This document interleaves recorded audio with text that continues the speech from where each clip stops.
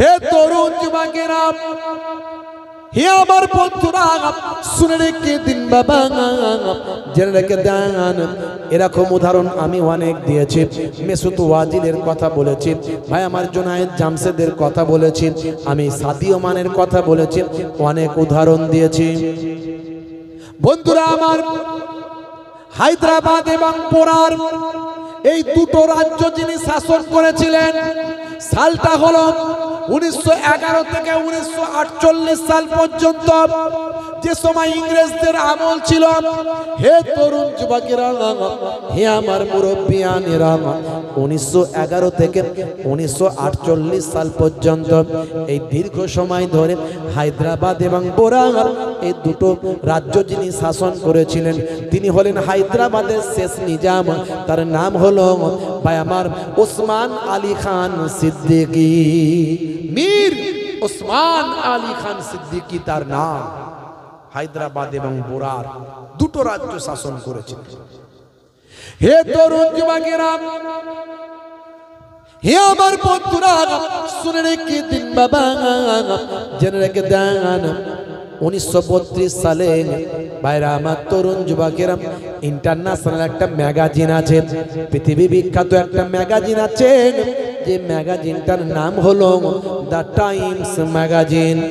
The Times ম্যাগাজিনের cover পেজে একজন মানুষের ছবি ছাপানো হয়েছে। ছবিটা ছাপিয়ে তার তলায় ক্যাপশন করে লেখা হয়েছে, the richest man in the world. The richest man in the world, তার মানে হলো এই ব্যক্তি হলেন পৃথিবীর সবচেয়ে সেরা ধনী ব্যক্তি, যার ছবির তলায় এই কথাটা লেখা হয়েছিল। তিনি আর অন্য কেউ নন, তিনি হলেন হায়দ্রাবাদের শেষ নিজাম মীর ওসমান আলী খান সিদ্দিকী। জোরে হবে না? পৃথিবীর 1 নাম্বার ধনী ছিলেন তখনকার যুগে, হ্যাঁ, রানী এলিজাবেথ। রানী এলিজাবেথকে একটা পেপার ওয়েট তিনি দিয়েছিলেন। পেপার ওয়েট, টেবিলে পেপার ওয়েট থাকে না, এটা দিয়েছিলেন 185 ক্যারেট জ্যাকব ডায়মন্ড, যার মূল্য হলো কত কোটি সে আমরা বলতে পারবো না। জ্যাকব ডায়মন্ড দিয়েছিলেন রানী এলিজাবেথকে, তিনি একটা গিফট করেছিলেন।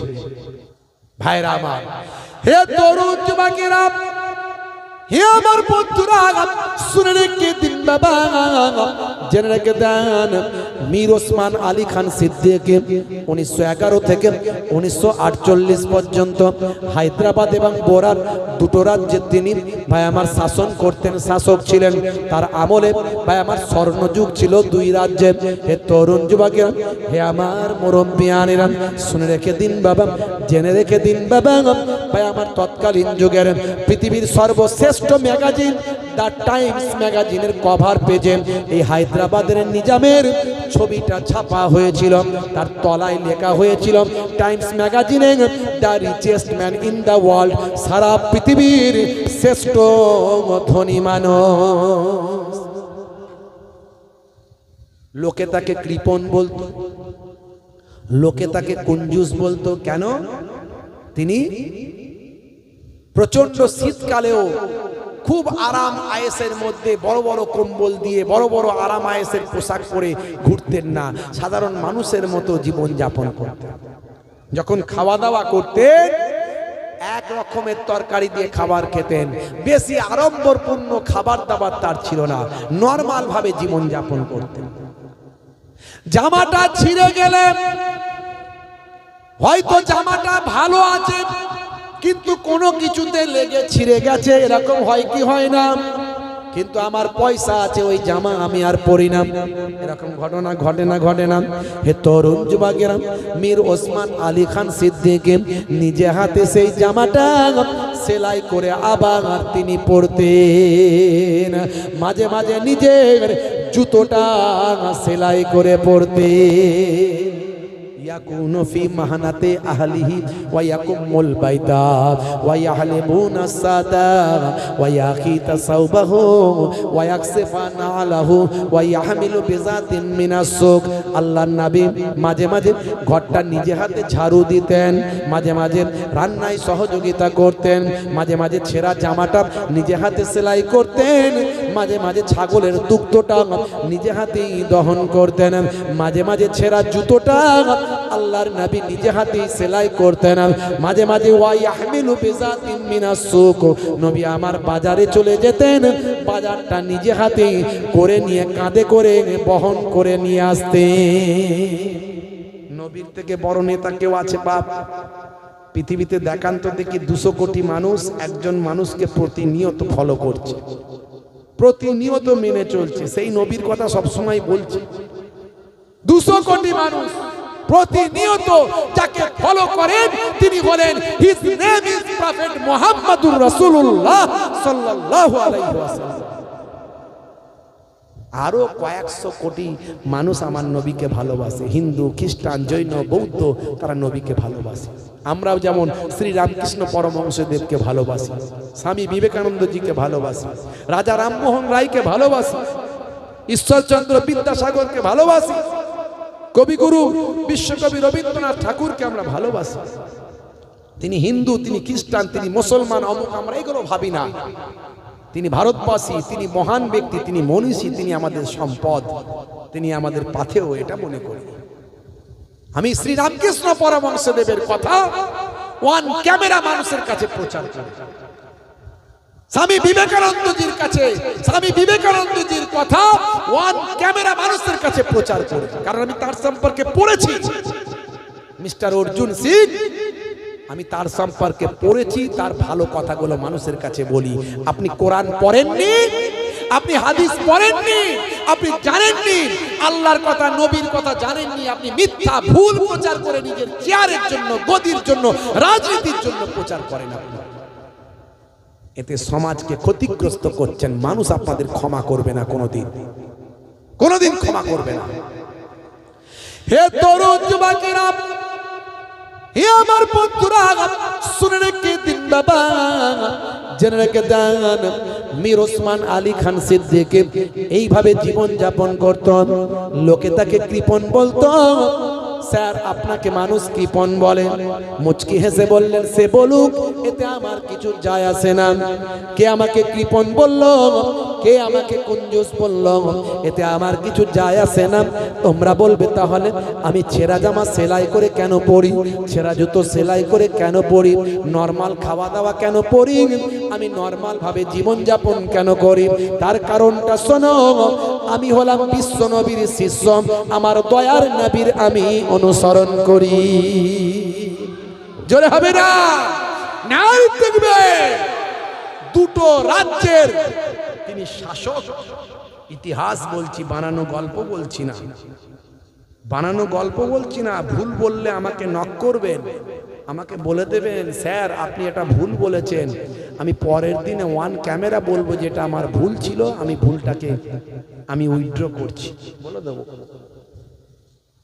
হে তরুণ যুবকেরা, হে আমার বন্ধুরা, শুনে রেখে দিন বাবা, মীর ওসমান আলী খান সিদ্দিকী কেমন দেশ প্রেমিক ছিলেন বাবা। সেই সময় আপনারা জানেন ভারতবর্ষের যিনি প্রধানমন্ত্রী ছিলেন তিনি হলেন মিস্টার লাল বাহাদুর শাস্ত্রী। হে তরুণ যুবকেরা, হে আমার বন্ধুরা, শুনে রেখে দিন বাবা, সালটা হলো 1965 সাল। এই 1965 সালে চীনের সঙ্গে ভারতের যুদ্ধ হয়েছিল। অনেক দিন ধরে যুদ্ধ হওয়ার কারণে ভারতের অর্থনৈতিক পরিকাঠামো খারাপ হয়ে গিয়েছিল। ভারতের ভাই আমার তৎকালীন যুগের প্রাইম মিনিস্টার, প্রধানমন্ত্রী মিস্টার লাল বাহাদুর শাস্ত্রী হায়দ্রাবাদের নিজামকে ভাই আমার মীর ওসমান আলী খান সিদ্দিকীকে চিঠিটা সেই সময় লিখেছিলেন। হে মীর ওসমান আলী খান সিদ্দিকী, দেশের অর্থনৈতিক পরিকাঠামো খারাপ, এই সময় আপনি যদি আপনার অর্থ কিছু এখানে ডোনেট করেন, একথা দেখি তিনি সঙ্গে সঙ্গে সিদ্ধান্ত নিলেন। হে তরুণ যুবকেরা, তিনি এত বড় সম্পদশালী ছিলেন, সারা পৃথিবীর তৎকালীন যুগের 1 নাম্বার ধনী মানুষ। ভাবুন একবার, কল্পনা করুন, সেই সময় তিনি 5 5 টন সোনা ভারতের রাজকোষে, ভারতের অর্থনৈতিক পরিকাঠামোর উন্নয়নের জন্য তিনি ভারতের রাজকোষে 5 টন সোনা দান করেছিলেন।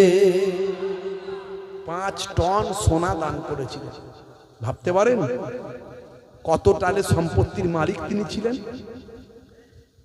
মুসলমান নাকি দেশপ্রেম করে না? মুসলমানদের দেশপ্রেম আপনি জানেন না। সবচেয়ে বেশি আলেম ওলামারা এই দেশকে স্বাধীন করার জন্য নিজের জীবন দিয়েছে। এই যারা ইংরেজদের তোলা চাটে, যারা ইংরেজদের তাবেদারি করে, যারা ইংরেজদেরকে পছন্দ করে, তারাই মুসলমানদের আলেম ওলামাদের বিরুদ্ধে কথা বলে। জানে ইংরেজদেরকে তারাতেই আলেম ওলামারাই প্রথম আন্দোলন শুরু করেছিল। তাই আলেম ওলামাদেরকে আগে শেষ করার জন্য মাদ্রাসা মসজিদ সব ভেঙে দাও করছে তারা। বুঝতে পারছেন? এই দেশকে গোলামির দিকে নিয়ে যাচ্ছে। গোলামি। আগেকার যুগে যেমন দাস প্রথা ছিল, দাস দেখবেন শিক্ষা দীক্ষা আর হবে না, মানুষকে সব গোলামি করিয়ে দেওয়ার চেষ্টা করবে। এই যে সব নাম টাম সব যদি কেটে দেয় ভোটার লিস্ট থেকে, বেনাগরিক করে দেয়, এই বেনাগরিক করে দেওয়া মানুষগুলোকে কি করবে? এদেরকে দিয়ে গোলামতি করাবে। খুব সাবধান, ঐক্যবদ্ধ থাকবেন, লড়াই করতে হবে। মনে রাখবেন, সেই লড়াইয়ের সময় যদি আমাদের আসে, আমরা যদি ডাক দিই, সেদিন আর জীবন মৃত্যুকে আমরা পরোয়া করব না। যদি ভারতবর্ষের আমাদের নাম যদি এই ভারতবর্ষের ভোটার লিস্ট থেকে যদি কাটার চেষ্টা হয়, সেদিনে এই পশ্চিমবঙ্গের 30% মুসলমান, তার সঙ্গে সঙ্গে যে সমস্ত নিম্ন শ্রেণীর এসটি এসসি ওবিসি আছে, যাদের বিহারে নাম কেটে দেওয়া হয়েছে আপনারা জানেন, তাদেরকে নিয়ে, গণতন্ত্র প্রেমী মানুষদেরকে নিয়ে আমরা সারা ভারতবর্ষের রাজধানীগুলোতে আমরা বসে যাব, অসহযোগ আন্দোলন করব। আমরা অসহযোগ আন্দোলন করব। আমরা বলবো, ইংরেজ তুমি ভারত ছাড়ো। এই আন্দোলনে আমরা ভারতবর্ষকে মুখরিত করে দেবো ইনশাআল্লাহ। কি পারবেন তো নাকি? পারবেন তো নাকি? जो डर गया वो मर गया। বুঝতে পারছেন? ভয় পেলে শেষ। সেদিন নিজেদের ঘরের সন্তানগুলোকে ছাড়তে হবে শহীদ হওয়ার জন্য, মাথায় কাফন নিয়ে বেরোতে হবে, গণতন্ত্রকে বাঁচানোর জন্য, সংবিধানকে বাঁচানোর জন্য। এই কথাগুলো আমরা না বললে আমাদের উপর রাগটা কেন? এই জন্যই তো বলে, এরাই তো মানুষকে জাগিয়ে দিচ্ছে, ঘুমন্ত মানুষগুলোকে, ঘুমন্ত বাঘগুলোকে জাগাচ্ছে। এই জন্য এই হুজুর আলেম ওলামাদের প্রতি রাগ, তাদেরও রাগ। আর আমাদের সম্প্রদায়ের কিছু মুসলমানকে ভুল বুঝিয়ে এরাও আমাদেরকে দেখতে পারে না, অথচ আমরাই হলাম প্রকৃত অভিভাবক। আপনাদেরকে জাগ্রত করব। আমরা যদি শেষ হয়ে যাই, আপনারা অটোমেটিক শেষ হয়ে যাবে। আপনাদের আর ধর্ম বলে কিছু থাকবে না, আর কোনো নাগরিকত্ব বলেও কিছু থাকবে না। বুঝতে পারছেন? হ্যাঁ, সবাই লুটে মুটে খাচ্ছে মুসলমানকে। এই মুসলমানকে দেখবেন শুধু ভোটের সময় ব্যবহার করে। সব দল প্রথম সারিতে রেখে দেবে। কিসের জন্য? লাঠিটা ধরতে হবে, মারপিটটা করতে হবে। সব দল দেবার বেলায় ফাঁকা, কিছু নাই। যেমন লাঠি ধরছি তেমন দাও, যেমন কিছু করছি তেমন দাও, আমাদেরকে তো ব্যবহার করছো। আর বোকা মুসলমান আমরা তাই করছি। মনে রাখবেন, সবাই যেমন ভাবে রাজনীতি করে সেভাবে রাজনীতি করুন। রাজনীতিকে ঈমান মনে করে নেবেন না, রাজনীতিকে ঈমান মনে করে নেবেন না। এই কথাটা বলার জন্য আমার উপরে অনেক বাধা বিপত্তি এসেছে, আমার বিরুদ্ধে অনেক বক্তব্য মানে ওয়ান ক্যামেরায় দিয়েছে অনেকে। আমি আজও বলছি, সেদিনও বলেছিলাম, ভারতবর্ষের রাজনীতি ঈমানের রাজনীতি নয়। আপনি ভাবুন, যারা লড়াই করছে তাদের একটা উদ্দেশ্য আছে, হয় চেয়ার, নালে গদি, নালে ক্ষমতা তৈরির জন্য। কেউ কিন্তু এই রাজনীতি করছে না যে এখানে চুরি বন্ধ করে দেব, চুরি করলে হাত কেটে দাও, খুন করলে খুনের বদলে খুন, তারপরে আপনার কি বলে ধর্ষণ করলে এই আফগানিস্তানের মতো দাঁড় করিয়ে 2024 সালে একটাই ধর্ষণ হয়েছিল 2024 সালে, সেই 24 সালে তাকে দাঁড় করিয়ে লোকের সামনে ওই পাথর মেরে হত্যা, তারপর থেকে ধর্ষণ আর নাই। এই রাজনীতি আমাদের এখানে চলেও না আর চলবেও না। তার কারণ ওটা সংখ্যা গুরু, যেখানে মানে অধিক সম্প্রদায় অধিক সংখ্যক মুসলমান থাকে যেখানে, সেখানে হলে হতে পারে। তাই সারা পৃথিবীতে প্রায় 57টা মুসলিম দেশ আছে লিখিত একবারে ওআইসি ভুক্ত, আর বাকি আরো অনেক আছে, একটাতেও ইসলামিক আইন চালাতে পারেনি তারা। বুঝতে পারছেন? কারণ অন্য সম্প্রদায়ের মানুষ অল্প হলেও আছে, এই আইন তারা চালাতে পারেনি। একটা দেশে চলছে, সেটা আফগানিস্তান। তাহলে সেই রাজনীতি এখানে কেউ করছি না আমরা। তাহলে রাজনীতির জন্য নিজেদের জীবনকে উৎসর্গ করে দিচ্ছি কেন? কেন? রাজনীতি আমার ঈমান নয়। আপনি মরে গেলে আপনার ছেলেগুলো এতিম হবে, কে দেখবে? একবার ভাবুন তো, কে দেখবে আপনার ছেলেগুলোকে? ভেবেছেন কি হবে? কিসের ক্ষমতা? রাজনীতি করুন, করতে বারণ করিনি। সবাই যেমন করছে তেমন করুন, সবাই যেমন করছে তেমন করুন। আবারও বলছি, রাজনীতিকে ঈমান মনে করে নেবেন না। আপনার ছেলেটা এতিম হয়ে যাবে, কেউ দেখবে না। আপনার স্ত্রীটা বেওয়া হয়ে যাবে, কেউ দেখবে না।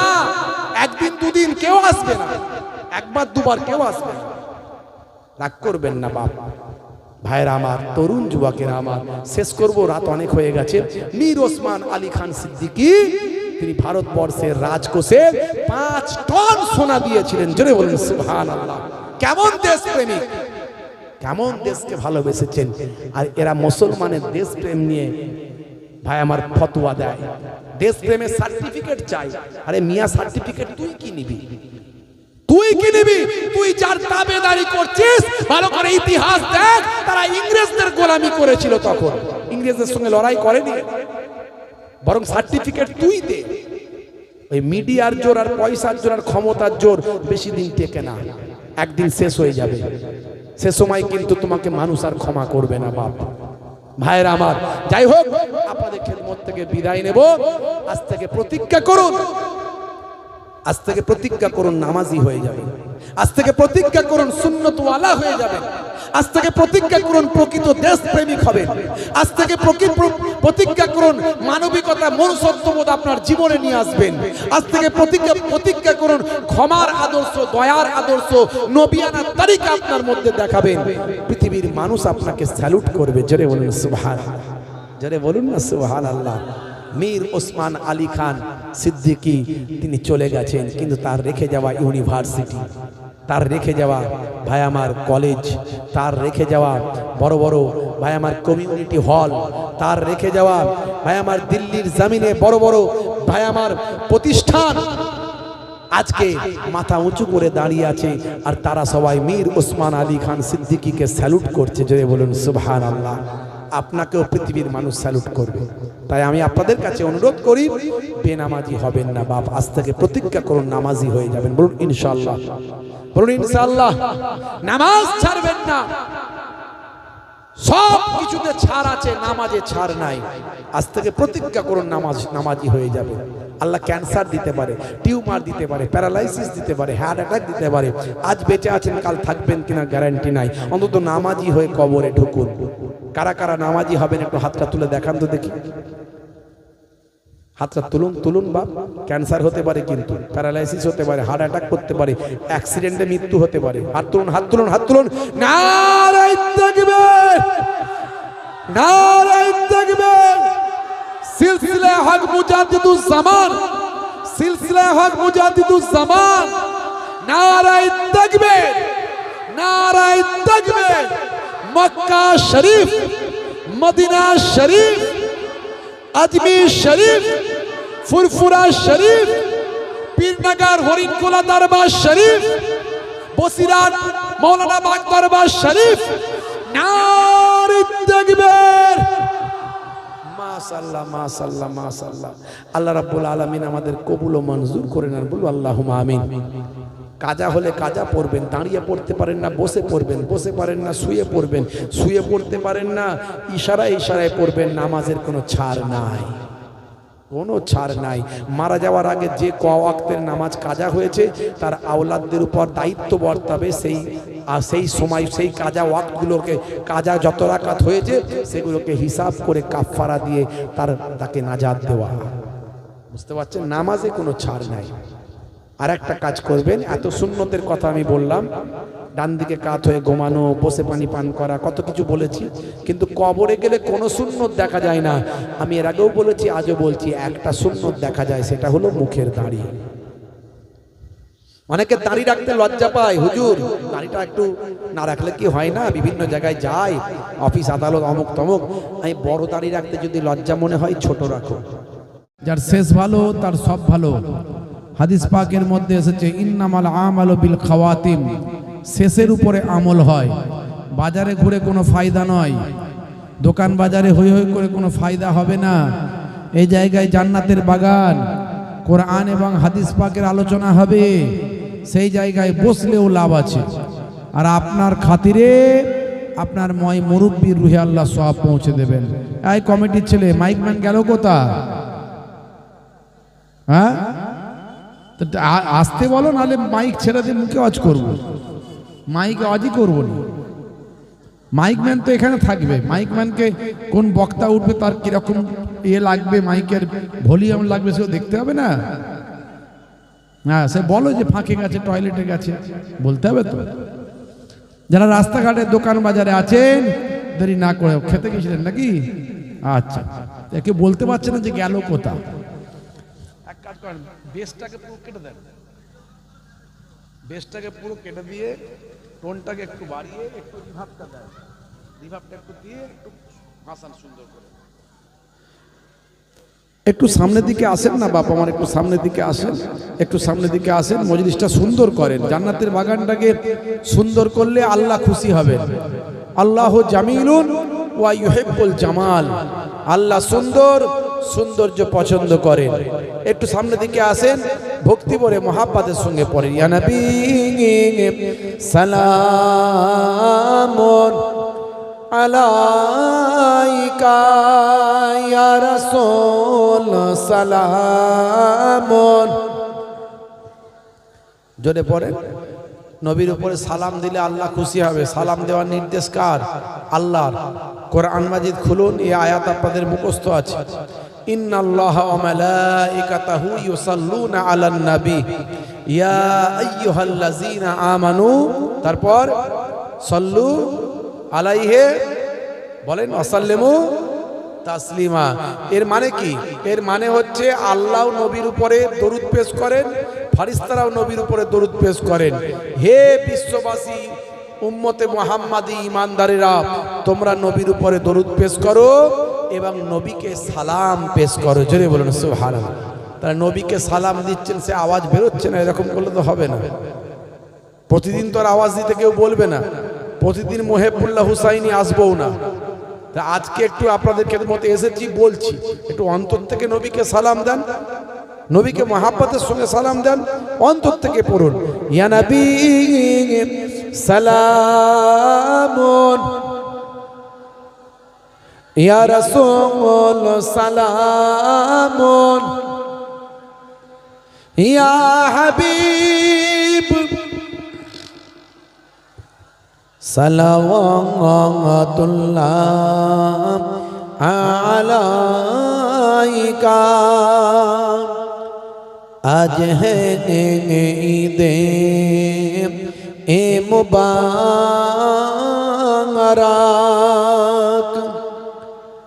আজ হ্যাঁ রোজে এ মুসর্রাত, আজ হ্যাঁ ওয়াক্তে বিলাদাত, আজ হ্যাঁ মিলাদ আদে হাজরাত,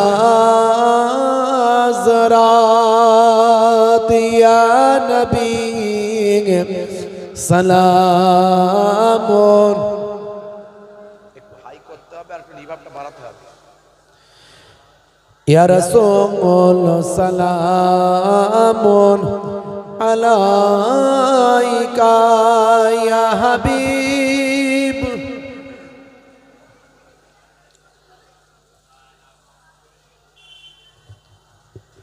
আজানে सुनी अपनार नाम, নামাজে পড়ি আপনার নাম, দরুদে আপনাকে সালাম, আপনি যে নূরে এ মুজাসাম, ইয়া নবী সালাম। অন্তর থেকে জোরে সোরে পড়ুন, জোরে সোরে পড়ুন। ইয়া রাসূল সালাম, ইয়া হাবিব সালাওয়াতুল্লাহ।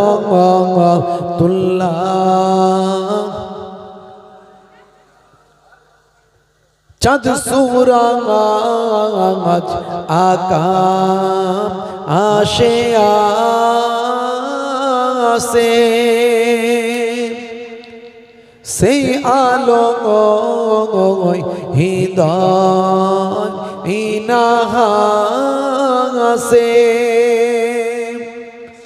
এলে তাই হে নবী মানবের মনের আকাশে, ইয়া নবী সালাম, ইয়া রাসূল সালাম, ইয়া হাবিব সালাম।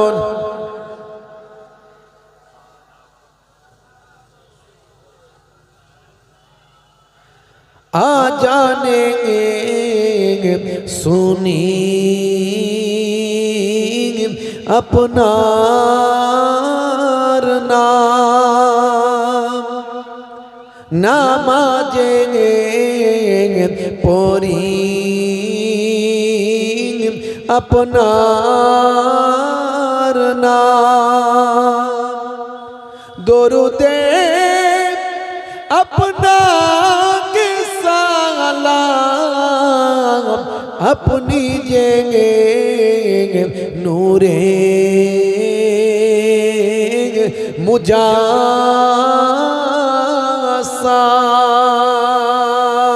ইয়া নবী সালাম, ইয়া রাসূল সালাম। অন্তর থেকে মহব্বতের সঙ্গে চোখ বন্ধ করে সবুজ গম্বুজের দিকে লক্ষ্য করে পড়ুন, ইয়া হাবিব সালাম আলাইকা সালাওয়াতুল্লাহ।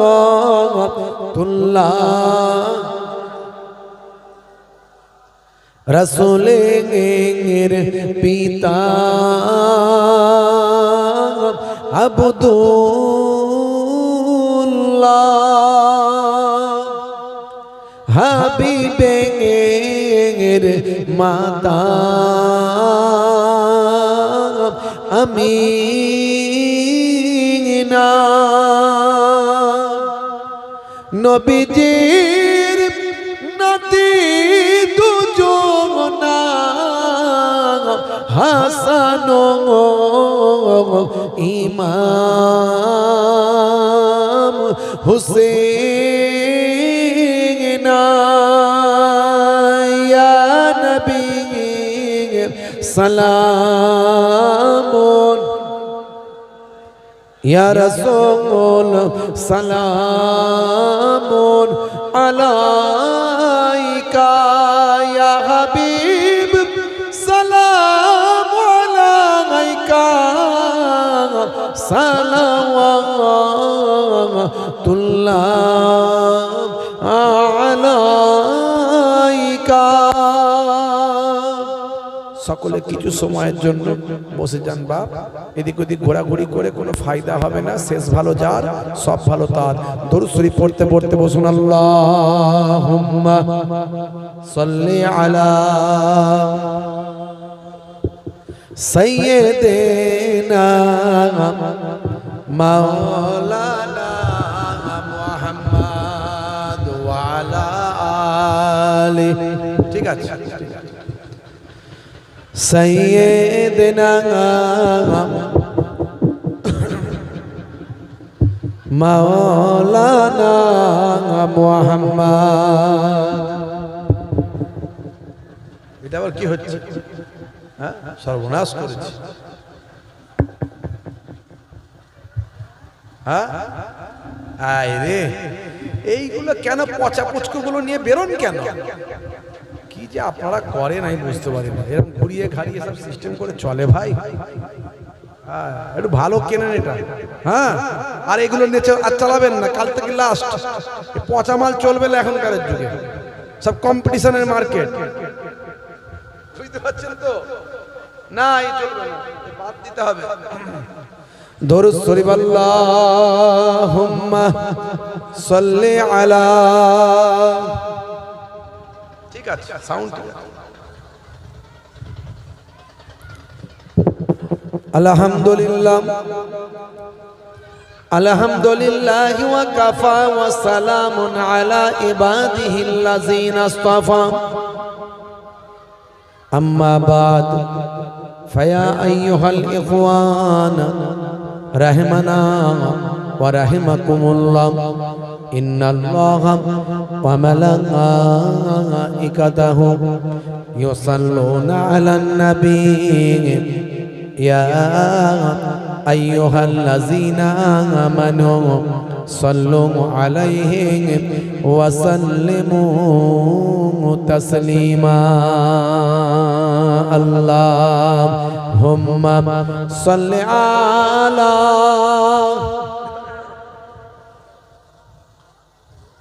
وعلى آل سيدنا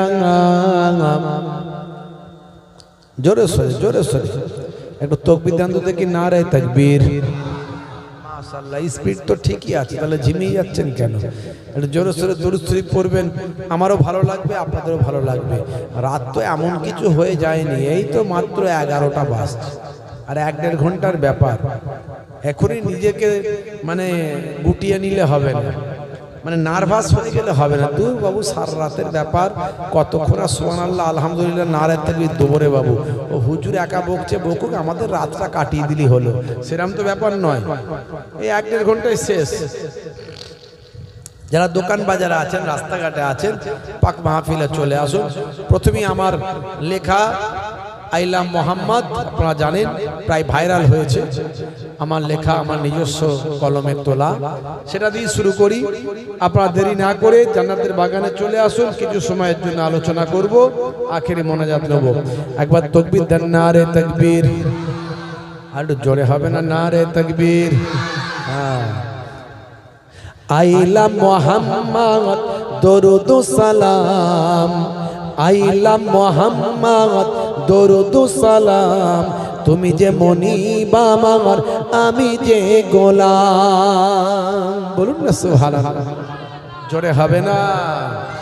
আইলা মোহাম্মদ দরুদ সালাম, আইলা মোহাম্মদ দরুদ সালাম, তুমি যে মনিব আমার, আমি যে গোলাম, তুমি যে মনিব আমার, আমি যে গোলাম। আল্লাহুম্মা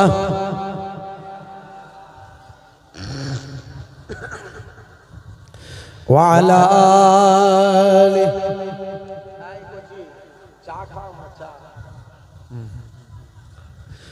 তোমারি ব্যানার দেখো ছিঁড়ে ফেলেছে,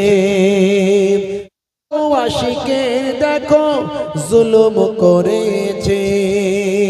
তোমারি ব্যানার দেখো ছিঁড়ে ফেলেছে, কত আশিকের দেখো জুলুম করেছে। না জেনে না বুঝে অন্যায় করেছে, না জেনে না বুঝে অন্যায় করেছে, তোমার আশিকদের ইশক জেগেছে। আইলা মোহাম্মদ দরুদ সালাম, আইলা মোহাম্মদ দরুদ সালাম, তুমি যে মনিব আমার, আমি যে গোলাম। আল্লাহুম্মা ওয়া আলা আলি সাইয়্যিদিনা, জোরে জোরে জোরে জোরে। ও গো নবী দয়াময় ক্ষমা করো, ওরা তোমায় চেনে না, রহম করো। ও গো নবী দয়াময় ক্ষমা করো, ওরা তোমায় চেনে না, রহম করো। তুমি কত দয়াবান, তুমি কত মেহেরবান, তুমি কত দয়াবান, তুমি কত মেহেরবান। মাইকেল জ্যাকসনও চিনেছিল।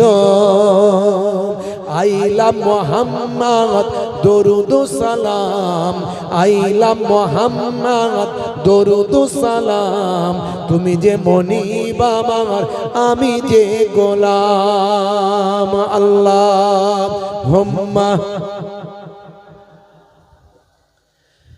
মাওলানা মুহাম্মদ ওয়া আলা আলিহি।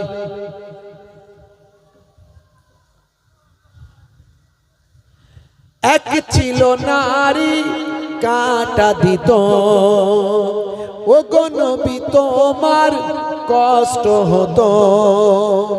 এক ছিল নারী কাঁটা দিত, ও গো নবী তোমার কষ্ট হতো। একদিন বিমারে ওই নারী পড়িলেন, একদিন বিমারে ওই নারী পড়িলেন, তুমি তাকে দেখিতে গেলে ওগো। হাই হাই নবী মুগ্ধ সবাই, হাই হাই নবী মুগ্ধ সবাই, ওই নারী ইমানের সাদটা যে পায়। জোরে হবে না, জোরে হবে না। ওই নারী আমার নবীর আখলাকে মুগ্ধ হয়ে ইমানের সাদ পেয়ে যায়। জোরে হবে না, জোরে হবে না। আইলা মোহাম্মদ দরুদ সালাম, আইলা মোহাম্মদ দরুদ সালাম, তুমি যে মনিব আমার, আমি যে গোলাম। তুমি যে মনিব আমার, আমি যে গোলাম। ও গো নবী আমারে কবুল করো, স্বপ্নেতে একবার দেখা দিও। জোরে হবে না, জোরে হবে না। কার কার নবীকে স্বপ্নে দেখার ইচ্ছা আছে হাত তুলে দেখান তো দেখি। সবাই পেচ্ছাপ করে পানি নিয়ে বসেছে তো এখানে, এমন কেউ নাই তো যে পেচ্ছাপ করে পানি নিয়ে এসে বসে গেছে? সবাই, কিন্তু হাত কিন্তু সবাই তুলেছে। এই সবাই 5 ওয়াক্ত নামাজ পড়ে এখানে, নবীকে দেখা যাবে? বলে হুজুর ওই জন্যই তো বসেছি, যাতে নামাজি হতে পারি, নবীকে দেখতে পারি। কথা ঠিক না ভুল? তাহলে সেই মন নিয়ে বসেন, সেই মন নিয়ে বসেন। ওই শুনতে হয় শুনলাম, খানা খেলাম, বাড়ি গেলাম। শুনতে হয় শুনলাম, খানা খেলাম। খানা পানি আছে তো নাকি? আছে না? বলবি তো। তাহলে শুনতে মন যায়, শুনলাম, খানা পানি খেলাম আর বাড়ি গেলাম, এই চিন্তা ভাবনা নিয়ে নয়, বরং কিছু শুনবো, জানবো, বুঝবো, আর যেটা মনে ধরবে বাড়িতে নিয়ে যাব। জোরে বলুন সুবহানাল্লাহ। জোরে হবে না? আইলা মোহাম্মদ দরুদ সালাম, আইলা মোহাম্মদ দরুদ সালাম, তুমি যে মনিব আমার, আমি যে গোলাম। জোরে হবে না সুবহানাল্লাহ? আর জোরে হবে না? ও গো নবী আমার কবুল করো, স্বপ্নেতে কখনো দেখা দিও। ও গো নবী আমার কবুল করো, স্বপ্নেতে একবার দেখা দিও।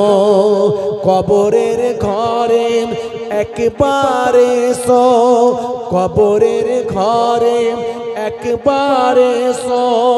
কিয়ামতে হুসাইনের চিনে নিও। আইলা মুহাম্মদ দরুদ সালাম, আইলা মুহাম্মদ দরুদ সালাম। তুমি যে মনিব আমার, আমি যে গোলাম। জোরে হবে না? জোরে হবে না? নাই দেখবে ঠিক গলার আওয়াজ আছে তো নাকি? আমরা তো প্রত্যেক দিন চেঁচাচ্ছি, আর আমাদের শরীরটা তো আর মাইকম্যানের মতো মেশিন নয়। শরীর কথা ঠিক না, রাগ করবেন না। মাইকম্যান মেশিন নিয়ে বসে আছে, তাই চিন্তা করছে ভলিউম যদি বাড়াই, স্পিকার যদি কেটে যায় কি হবে কালকে। চিন্তা করছে না? করছে না।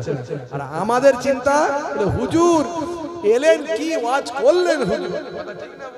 হ্যাঁ, তাহলে এটা তো একদিনের ব্যাপার নয়, বছরে 8 মাস এই যে চলছে এখন, সে রমজান মাস পর্যন্ত রেস্ট বলে কিছু নাই। আবার ঈদের পর থেকে শুরু। বর্ষার সময় কিছুদিন ফাঁকা থাকে, প্রচন্ড বর্ষা, আর এই রমজান মাস রোজার মাসটা ফাঁকা থাকে, তাই ইফতারের মজলিস চলছিল থাকে। আরে গোলেমালে যদি ধরা হয়, মোট 4 মাস বাদ দিলে 8 মাস। তাহলে বুঝতে পারছেন আমাদের শরীর কিন্তু মেশিন নয়। আপনি একদিন বাড়িতে 1 ঘন্টা চাচাবেন, কমিটির ছেলেরা দেখবেন জলসার দিনে একটু চেঁচামেচি করে, গলা বসিয়ে আর আওয়াজ শোনা যায় না। কথা ঠিক না? বলে হুজুর আপনাদের এই গলার আওয়াজ ঠিক থাকে কি করে? বলে অনেক আল্লাহ ঠিক রাখে, তাই মানে ঠিক থাকার কথা নয়। বুঝতে পারছেন? যাই হোক, একটু জোরে সোরে তাকবীর দেন, নারে তাকবীর। এই পেছনের দিকের মানুষগুলো গোশটোস খাইতো নাকি? গোশটোস খাইতো নাকি? তারা আওয়াজ দিচ্ছেন না কেন? গোশ খাবেন, জোশ দেখাবেন, মাঝখানে হোসটা ঠিক রাখবেন। কথা ঠিক না ভুল? হ্যাঁ, গোশ খাবেন, জোশ দেখাবেন, মাঝখানে হোসটা ঠিক রাখবেন। সরকার যদি বন্ধ করে দেয়, আমরাও বন্ধ করে দেবো, অসুবিধা নাই। কথা ঠিক না ভুল? এই আমাদের না খেলে কি মুসলমানের খাতা থেকে নাম বাদ হয়ে যাবে নাকি? এরকম কিছু আছে কোথাও? আরে ভাই, দাম কম বলে খায়। ও 700 টাকা দিয়ে খাসি কিনে 25 গ্রাম 50 গ্রাম কিনে লাভ কি আছে? আমরা 2 কেজি 1 কেজি করে খাই, অল্প স্বল্প খাই না। কথা ঠিক না ভুল? কথা ঠিক না ভুল? দাম কম তাই খাই। সরকার বন্ধ করে দিলে আমরাও খাওয়া বন্ধ করে দেবো। না খেলে যে মুসলমানের খাতা থেকে নাম বাদ হয়ে যাবে এমন কিছু নাই। কথা ঠিক না ভুল বলেন? হ্যাঁ, তবে আমি একটা কথা এর আগেও বলেছি, এত দিয়ে এখন গরু নিয়ে এত হইচই, আমরা খাওয়া বন্ধ করে দেবো, অসুবিধা নাই, কিন্তু গরু কাটা ভারতে বন্ধ করে দাও। সবচেয়ে গরু কাটে কারা বেশি জানেন? ভারতবর্ষ এখন পৃথিবীর 2-3 নম্বরে র্যাঙ্কে আছে গরু কাটায়। গরু কেটে 2 নম্বরে, গরু কাটাতে 2 নম্বরে র্যাঙ্ক। ও মাল প্যাকিং করে শুধু বিদেশে পাচার করছে। ও দেশের লোককে খেতে দেবে না, বিদেশের লোককে ডেকে ডেকে পয়সা দিয়ে খাওয়াবে। কথা বুঝতে পারছেন? হ্যাঁ, বড় বড় যে কোম্পানিগুলো আছে, নামগুলো শুনলে মনে হবে চাচাদের, কিন্তু একটাও চাচাদের নয়। আল কাবির শুনলে মনে বিরাট বড় চাচার দোকান মনে হয়, কারবার মনে হয় না। ওর মালিকের নাম ইন্টারনেট সার্চ করবেন পাবেন। আর নূর, আর নূর দেখে মনে হয় বাপ রে বাপ, বিরাট বড় চাচার কারবার মনে হয় না। ও সব ধোঁকা, সব 2 নম্বরিতে ভরে আছে। সব 2 নম্বরই। খালি মুসলমানদেরকে কি করে অপমান করা যায় সব সময় চেষ্টার মধ্যে আছে কিছু লোক। এরা কারা? এরা হিন্দু নয়, এরা খ্রিস্টান নয়, এরা জৈন বৌদ্ধ নয়। আমরা তো প্রকৃত হিন্দুদের সম্মান করি, স্যালুট করি, তাদেরকে আমরা বড় দাদার মতো মনে করি। কথা ঠিক না ভুল? তারা সংখ্যাগুরু, আমরা সংখ্যালঘু। দায়িত্ব হলো সংখ্যাগুরুদের, সংখ্যালঘুদেরকে আপন করে নিয়ে তাদের সিকিউরিটি দেওয়া, রেসপেক্ট করা, এবং সংখ্যালঘুরা সংখ্যাগুরুকে দাদার মতো সম্মান করা। এই হলো উচিত। প্রত্যেকটা দেশে যেখানে যা আছে এইভাবে মেনে চলা উচিত। আর সেই সম্পর্ক আমাদের ছিল, আছে, থাকবে। এতদিন যারা ছুপিয়ে ছুপিয়ে মুসলিমদের বিরোধিতা করত, তারা এখন প্রকাশ্য করার একটা রাস্তা পেয়েছে। এই জন্য আমরা বুঝতে পারছি, আগে এত বুঝতে পারতাম না। আর আমাদের মধ্যে শিক্ষাটা একটু কম জমা এখনো আছে, আগে একটু বেশি কম ছিল। আমরা এই যে সাম্প্রদায়িকতা, এই যে তোমাকে ঠকিয়ে দেওয়ার চেষ্টা, তোমাকে একটু দমিয়ে দেওয়ার চেষ্টা, তোমাকে একটু ঘুরিয়ে দেওয়ার চেষ্টা, তোমার জুতোটাকে ছিঁড়ে দেওয়ার চেষ্টা। মানে শুধু যাওয়া, অফিস যাওয়ার আসছো, অফিস যাচ্ছ আসছো, একবারও বুঝতে পারছো না বেটা কত বড় সাম্প্রদায়িক লোক, ও আমাকে ঘোরাচ্ছে, শুধু অন্যজনের ঠিক হয়ে যাচ্ছে, আমার কাজটা হচ্ছে না। এটা এতদিন বুঝতে পারতেন, এখন বুঝতে পেরে গেছে, দেখ ভালোই হয়েছে, খারাপ কিছু হয়নি। তবে আমরা শ্রী রামকৃষ্ণ পরমহংস দেবকে আমরা স্যালুট করি, আমরা স্বামী বিবেকানন্দজিকে আমরা স্যালুট করি। এই রকম হিন্দু ধর্মগুরু আর এই রকম হিন্দু ধর্মগুরুদের যারা মেনে চলেন তাদের আমরা স্যালুট করি, বুঝতে পারছেন? আমি বলি গরুর গোশত খাওয়া আমরা বন্ধ করে দেব, কোনো অসুবিধা নাই। আগে ওই আল কাবির, আল নূর, এরকম বড় বড় যে ভারতের এক্সপোর্ট কোম্পানিগুলো আছে, বিফ এক্সপোর্ট কোম্পানি, এই কোম্পানিগুলোকে আগে বন্ধ করে দাও। পারবে? ক্ষমতা আছে? এরা তোমাদের ভোটের পয়সা দেয়, এরা তোমাদেরকে কোটি কোটি, শত শত কোটি কোটি টাকা দেয়, তোমাদের পার্টি চালায়, তোমাদের বন্ধ করার ক্ষমতা নাই। মারবে কাকে? ওই নিরীহ চাচা দুর্গাপুরে গরু নিয়ে যাচ্ছে বিক্রি করার জন্য, ও দাড়ি ধরে মারছে। লজ্জা লাগে না? ছোট লোক কোথাকারে, অসভ্য বর্বর, দুর্বলকে মারছো। দুর্বল, অসুস্থ, বৃদ্ধ, বয়স্ক মানুষকে মারতে তোমার মনে হয় না? তুমি ধর্ম ধর্ম করছো, তোমার ধর্মে ওটা লেখা আছে? তোমার ধর্মে যা লেখা আছে যদি তুমি পড়তে, তাহলে প্রকৃত ধার্মিক হয়ে যেতে, তুমি বৃদ্ধ বয়স্ক মানুষদের রেসপেক্ট করতে। স্বামী বিবেকানন্দজি শিকাগো পর্যন্ত গেছেন, সেখানে গিয়ে বলেছেন, হারিমুচি চান্ডাল, ভারতবাসী আমার ভাই। ভারতবাসীর মধ্যে ভেদাভেদ তিনি রাখেননি। তার এই বক্তব্য সারা পৃথিবীতে ভাইরাল হয়েছে। আজও পৃথিবীর মানুষ ভাই আমার স্বামী বিবেকানন্দজিকে স্যালুট করে, আমরা প্রত্যেকে স্যালুট করি, বুঝতে পারছেন? জীবে প্রেম করে যেই জন, সেই জন সেবিছে ঈশ্বর। মানুষকে ভালোবাসতে হবে। তুমি মানুষ, পৃথিবীর শ্রেষ্ঠ জীব বলে মানুষ, সেই মানুষকে কষ্ট দিচ্ছ তোমরা। ছি ছি ছি ছি, লজ্জা লাগে না? ধর্মের দোহাই দিচ্ছ, এটা তোমার ধর্মকে অপমান করা হচ্ছে, তুমি জানো না? এই কথা, এই বক্তব্য যখন পৃথিবীতে ভাইরাল হচ্ছে, পৃথিবীর মানুষ তোমাদেরকে ছি ছি করছে, তোমরা খবর রাখো না, তাই জানতে পারো না। ভাইরা আমার, আমি এর আগেও বলেছি, এত যদি গরু নিয়ে মাথা ব্যথা হয়, তাহলে এক কাজ করো, গরুকে জাতীয় পশু করে দাও। ক্ষমতা তো তোমাদের হাতে, তোমরা করে দাও গরুকে জাতীয় পশু। আমরা গরুকে সম্মান করব, আর কেউ গরু খাওয়ার ঝামেলায় থাকবে না। হ্যাঁ ভাইরা আমার, কিন্তু না, আসলে রাজনীতি হবে না, এগুলো সব রাজনীতির একটা উপকরণ, রাজনীতির উপকরণ। তাই আমাদেরকে সচেতন হতে হবে, সাবধান হতে হবে, মানুষকে ভালোবাসতে হবে। হিন্দু, মুসলিম, খ্রিস্টান, জৈন, শুভবুদ্ধি সম্পন্ন মানুষদেরকে নিয়ে ঐক্যবদ্ধ হতে হবে এবং নিজেকে ঐক্যবদ্ধ থাকতে হবে। দরুদ শরীফ আল্লাহুম্মা সাল্লি আলা ওয়া আলা সাইয়্যিদিনা মাওলানা মুহাম্মদ। একটু কালেমা জিকির লা ইলাহা, আরো জোরে লা ইলাহা, আরো জোরে লা ইলাহা ইল্লাল্লাহ। জিকির করলে সওয়াব আছে না নাই? চুপ করে বসে থাকলে সওয়াব নাই, জিকির করলে সওয়াব আছে। পরের মুখে পড়েন, দেখবেন কালটা সুন্দর হবে, মনটা পরিষ্কার হবে। লা ইলাহা, আরো জোরে জোরে পড়েন, ইল্লাল্লাহ, আল্লাহ আল্লাহ আল্লাহ। জিকির করেন, আল্লাহর নামে একটু জিকির করেন। আপনারা কি জিকির টেকির করেন না নাকি? এদিককার মানুষ করে না নাকি? হ্যাঁ, একটু জিকির করতে লজ্জা কিসের? আল্লাহর নাম ডাকবেন তো লজ্জা কিসের? হ্যাঁ, আর আজকে যা বসে গেছেন বসে গেছেন, এরপর থেকে একটা ইউনিফর্ম রাখবেন, মজলিসে বসার জন্য একটা ইউনিফর্ম রাখবেন। জুম্মার দিনে নামাজ, 5 ওয়াক্ত নামাজ তো পড়লে কোনো ব্যাপারই নাই, পড়া উচিত। 5 ওয়াক্ত নামাজ না পড়লে তো গোনা হবে, কঠিন গোনা। অন্তত একটা ইউনিফর্ম রাখবেন, একটা পাঞ্জাবি রাখবেন, একটা টুপি রাখবেন, কি জি সবের একটা ইউনিফর্ম আছে। জান্নাতের বাগানে বসবেন একটা ইউনিফর্ম নিয়ে। মাশাআল্লাহ, আজকে চলে এসেছেন, অসুবিধা নাই, আজকে আলোচনা শোনেন, কিন্তু একটা ইউনিফর্ম আমাদের দরকার আছে না নাই? কথা ঠিক না ভুল? সবের একটা ইউনিফর্ম আছে না নাই? ডাক্তারের ইউনিফর্ম অ্যাফরন, অ্যাডভোকেটের ইউনিফর্ম কালো কোট, কালো জুব্বা, হ্যাঁ, আর পুলিশের ইউনিফর্ম, খাকি পোশাক, সবাই ইউনিফর্ম আছে। আর যারা নামাজি ইমানদার, যারা আল্লাহ এবং রাসূলের আলোচনার শ্রোতা, তাদের একটা ইউনিফর্ম থাকবে, নামাজীদের ইউনিফর্ম থাকবে। কথা ঠিক না ভুল? মাথায় অন্তত টুপিটা দিয়ে আসতে হবে পরের দিন থেকে ইনশাআল্লাহ। দরুদ শরীফ আল্লাহুম্মা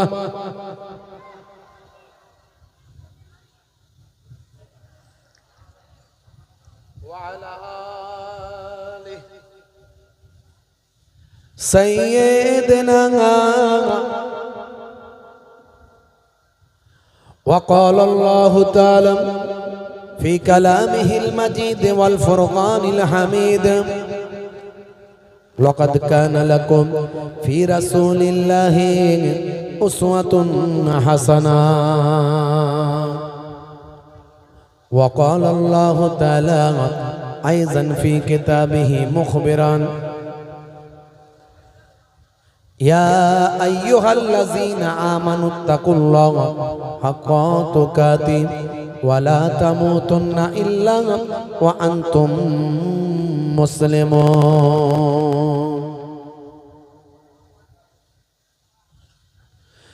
وقال النبي صلى الله عليه وسلم: من تمسك بسنتي عند فساد أمتي فله أجر 100 شهيد إلى آخر الحديث، أو كما قال عليه الصلاة والسلام. وقال النبي صلى الله عليه وسلم: من حب سنتي فقد أحبني ومن أحبني كان معي في الجنة إلى آخر الحديث، أو كما قال عليه الصلاة والتسليم. শ্রদ্ধেয় সম্মানীয় আজকের সবার সভাপতি, সামনে উপবিষ্ট আমার দিন দরদি, ইসলাম দরদি আমার ভাইরা, তরুণ যুবকেরা, মুরব্বিয়ানেরা, পর্দানশীন আমার মায়েরা, বোনেরা, মাইক্রোফোনের আওয়াজে কান লাগিয়ে আছেন, জাতি ধর্ম বর্ণ নির্বিশেষে শ্রোতা বন্ধুরা, প্রত্যেককে আমি মোহেবুল্লাহ হুসাইনি ফুরফুরা শরীফ ছোট হুজুর পীর কেবলা রহমাতুল্লাহ আলাইহির মেয়ে ছেলে নাতি, মায়াপুর পীরনগরী হুজুর পীর কেবলা রহমাতুল্লাহ আলাইহি, মায়াপুর হুজুর পীরনগরী হুজুর পীর কেবলা রহমাতুল্লাহ আলাইহির ছেলে পৌত্র, সেই হরিণখোলা দরবার শরীফ থেকে আপনাদের খেদমতে এসেছি।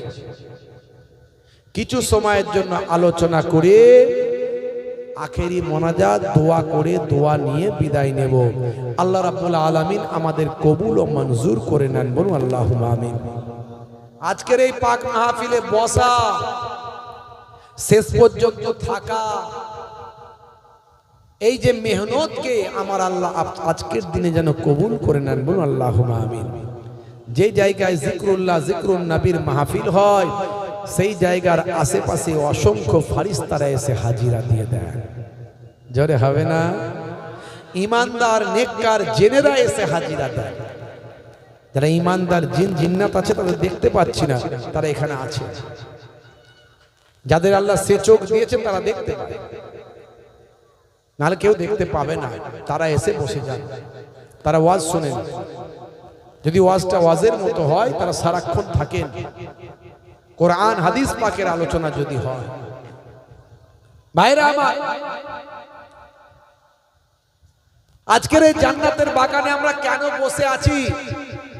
তার কারণ কি? তার কারণ হচ্ছে কিছু শুনবো, জানবো, বুঝবো এবং আমাদের জীবনে বাস্তবায়িত করব, আমল করব। জোরে বলুন সুবহানাল্লাহ। এমন কিছু কথা আল্লাহ রাব্বুল আলামিন আমাকে বলিয়ে নেন, ওমা তাওফীকি ইল্লা বিল্লাহ, যেটা আপনার আমার সবাইয়ের উপকারে লাগবে। বলুন আল্লাহুম্মা আমিন। হে তরুণ যুবকেরা, হে আমার বন্ধুরা, শুনে রেখে দিন বাবা, জেনে রেখে দেন। হে মুসলমান, একটু লক্ষ্য করুন, আমার আল্লাহ কোরআন মাজিদের ভিতরে বললেন, ফাযাক্কির ফাইন্নাজ যিকরা তানফাউল মুমিনিন। হে নবী, আপনি ওয়াজ করতে থাকুন, আপনি বক্তব্য রাখতে থাকুন, আপনি আপনার ওয়াজটা মানুষের কাছে পৌঁছাতে থাকুন। আপনার ওয়াজটা ঈমানদারদের উপকারে লাগবে। যারা ঈমানদার, যারা পরিবর্তন হতে চায়, যারা নিজের জীবনকে পাল্টাতে চায়, তাদের উপকারে লাগবে। জোরে বলুন সুবহানাল্লাহ। আল্লাহর নবী ওয়াজ করেছিলেন, হযরতে আবু হুরায়রা, আবু জার, আবু তালহা, হযরতে আম্মাজান খাদিজাতুল কুবরা, আম্মাজান হাফসা, আম্মাজান আয়েশা, আল্লাহর নবীর সাহাবীদের উপকারে লেগেছিল। আল্লাহর নবী ওয়াজ করেছিলেন, আবু জাহিলের কোনো উপকারে লাগেনি। আল্লাহর নবী ওয়াজ করেছিলেন, আবু লাহাবের কোনো উপকারে লাগেনি। আল্লাহর নবী ওয়াজ করেছিলেন, উতবা সাইবার কোনো উপকারে লাগেনি। এর জন্য আমার আল্লাহ বলছেন, you keep telling believers will benefit. হে নবী, আপনি ওয়াজ করতে থাকুন, আপনার ওয়াজটা ঈমানদারদের উপকারে লাগবে। তাহলে আল্লাহর নবী ওয়াজ করেছেন, আবু জাহেল হেদায়েত হয়নি, আর আমি মোহেবুল্লাহ ওয়াজ করে গেলে সবাই হেদায়েত হয়ে যাবে? হবে। যে ব্যক্তি পরিবর্তন হওয়ার নিয়ত নিয়ে মজলিসে এসে বসবে, আমার আল্লাহ তার কিছু উপকার দিতে পারে। এই জন্য আগে নিয়তটাকে ঠিক করে। আমার আল্লাহ কোরআন মাজিদের ভিতরে বললেন, হে তরুণ যুবকেরা, তোমরা আমি আল্লাহকে ভয় করো, ভয়টা করার মতো ভয় করো। হে তরুণ যুবকেরা, আমার আল্লাহ আপনাকে দেখছেন, আমার আল্লাহ আপনার সবচেয়ে নিকটে আছেন। নাহানু আকরাবু ইলাইহি মিন হাবলিল ওয়ারিদ। বান্দা, তোমাদের গার্দানে যে মোটা সাহারকটা আছে, এর থেকেও আমি আল্লাহ, আমার কুদরত তোমার কাছে আছে। আমার আল্লাহ সর্বদা আপনাকে দেখছেন, আপনাকে ফলো করছেন। কিরামান কাতিবিনা ইয়ালামুনা মা তাফআলুন। হে তরুণ যুবকেরা, দুই কাঁধে দুইজন ফেরেশতা সিসি ক্যামেরা নিয়ে বসে আছেন। তারা আপনারা আমার প্রত্যেকটা কাজকে ক্যামেরা বন্দী করছে।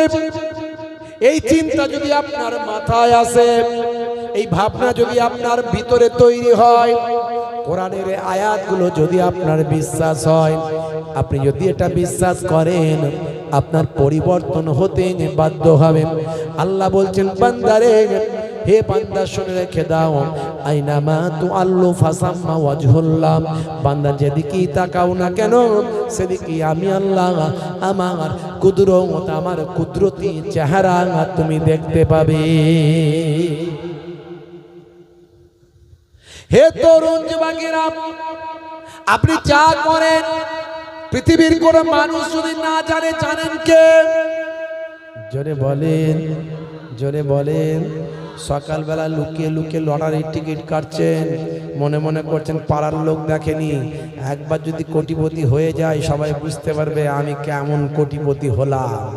হ্যাঁ, পাড়ার লোক দেখেনি, বলবে লটারির টিকিট কাটছিলিস, তাই লুকিয়ে কেটে নি। আল্লাহ দেখতে পাচ্ছেন না, পাননি? জোরে বলেন। হ্যাঁ, মিলাদুন নবীতে যায়, আবার রাতের বেলা লাল পানীয় চালায়, আছে না নাই? জোরে বলেন। বেড়া যাওয়া মার্কেটে গিয়ে সোপের সামনে মুখটা বেঁধে হাতটা গলিয়ে দিয়ে বলে, কাকা একটা লাল পানির বোতল দাও। কেউ কোথাও জানে না, কেউ কোথাও দেখে না। পল্টু মল্টু ঝন্টু 3-4 বন্ধু মিলে চানাচুর ভাজা দিয়ে, মুরগির কষা দিয়ে, বাঁশবাগানের ঝাড়ে, নদীর পারে, রেল লাইনের ধারে গিয়ে যখন খায়, মনে মনে করে কেউ তো দেখে নাই। কথা ঠিক না বল? কিন্তু দেখছেন কে? জানেন কে? ফারিস্তারা লিপিবদ্ধ করছে না করেনি? জানে বলেন। दरवाजे बंद करके गुनाह क्यों करता है, दरवाजे बंद करके गुनाह क्यों करता है,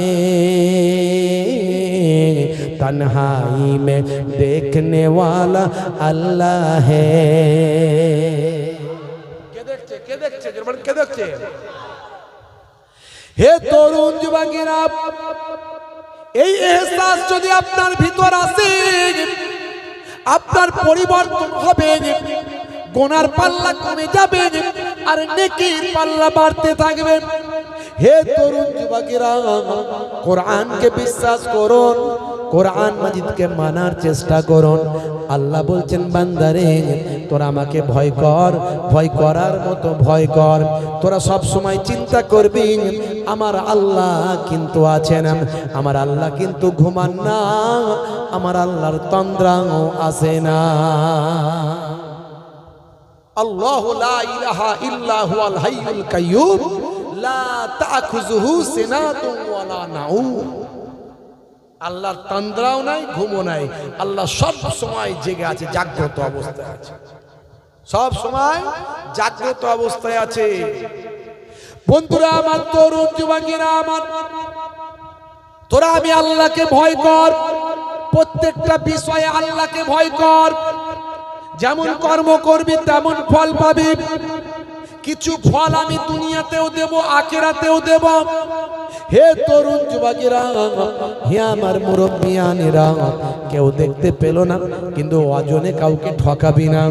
কেউ দেখতে পায়নি, খদ্দের বুঝতে পারেনি, তুই ওজনে কিন্তু ঠকাবি না। তুই যদি ঠকাস আমি আল্লাহকে ভয় করা হলো না। লাভ তুই নিবি, লাভ নিবি, কোনো অসুবিধা নাই, এটা আমি জায়েজ করে দিলাম, কিন্তু মিথ্যা বলে লাভ নিবি না। আমার এই দাম আছে, এই দাম লাগবে, দিতে মন যায় নাও, না হলে যাও। এইভাবে তুই ব্যবসা করবি, কাউকে মিথ্যা কথা বলে ঠকানোর চেষ্টা করবি না। কেউ না বুঝতে পারলেও আমি আল্লাহ, আমাকে ভয় কর। যখন তুই চাষ করবি আলটা ছেটে বাড়াবি না। হে তরুণ যুবকেরা, মানুষের সঙ্গে যখন কথা বলবি কারো প্রাণে দুঃখ দিবি না। ছোটদের সঙ্গে যখন মিশবি ছোটদেরকে কষ্ট দিবি না, স্নেহ করবি। পিতামাতার কষ্ট দিও না, পিতামাতার সঙ্গে খারাপ আচরণ করো না। সব ব্যাপারে আমি আল্লাহ, আমাকে ভয় কর। হে বান্দা শুনে রেখে দাও, ওয়ালা তামুতুন্না ইল্লা ওয়া আনতুম মুসলিমুন। আর ততক্ষণ পর্যন্ত মরো না যতক্ষণ না সাচ্চা একজন মুসলমান না হয়ে যায়। সাচ্চা মুসলমান হয়ে তুমি মরো। আল্লাহ বলছেন না হলে মরো না। সাচ্চা মুসলমান না হয়ে মরো না। সাচ্চা মুসলমান হলে ওজনে ঠকাতে পারবে না। সাচ্চা মুসলমান হলে অন্যায় ভাবে কাউকে আঘাত করতে পারবে না। সাচ্চা মুসলমান হলে পিতামাতাকে কষ্ট দিতে পারবে না। সাচ্চা